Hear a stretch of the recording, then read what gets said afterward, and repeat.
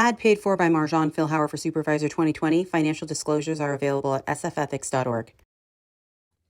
Thank you, Marjan. And Ryan and I are both very excited to be a part of this campaign. And so we've actually lived here in San Francisco for almost 10 years, but here in Richmond for almost 4 years. And we love the Richmond. And so as an occupational therapist, I work closely with populations that are currently affected by the social, mental health, and educational impacts of the COVID situation.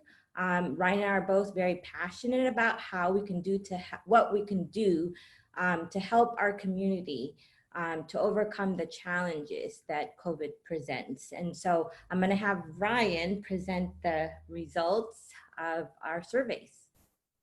Yeah, thanks, Marjan. Great to be here. Great to be part of the working group, and super excited to be able to help have an impact on family health and wellness, which is just super important during the COVID situation, for sure.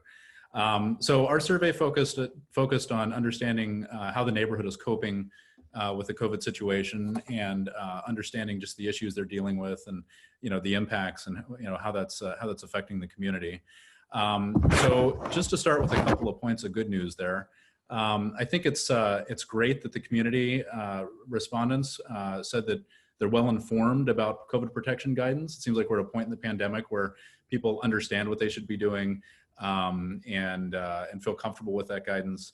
And the other real good point of good news, I think, is generally most people think that the community is following the guidance. I can tell you, having family around the country, that's not the case everywhere. I think we're really fortunate to be in a city and in a neighborhood where the community really cares for each other, and I think that's reflected in what we see in the mask wearing and the precautions community businesses are taking, and just trying to kind of do what's best for the community, and really help each other out there.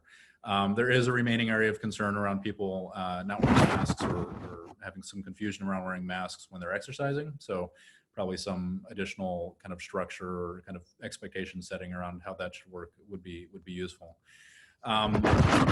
So obviously there's a lot of concerns. We're all struggling with a lot of different things when it comes to COVID, but I think a few, three major things really came out in some of the survey responses regarding concerns with regard to the COVID situation. The first one being the economic impact on small business. And I think the important thing to mention here from a family health and wellness perspective is that there's really an underlying issue regarding economic impact on small business that has to do with anxiety and concern about some of the impacts that are happening to some of our gathering places and our places of socialization, and some of the access to resources and services that we're all accustomed to, places we would normally get our groceries, or our kids' music services, or our cleaning, dry cleaning done, whatever. These small businesses having to close in a forced way, obviously, is really causing a lot of anxiety. These places are kind of anchors of the community that are people are accustomed to having around, and so having those places not be there any longer, I think, is causing a sense of anxiety among the community. And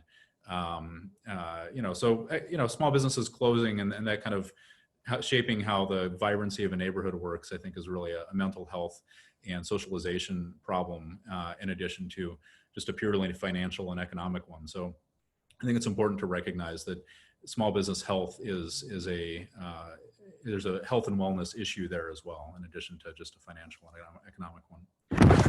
The other concerns were really focused on risk groups.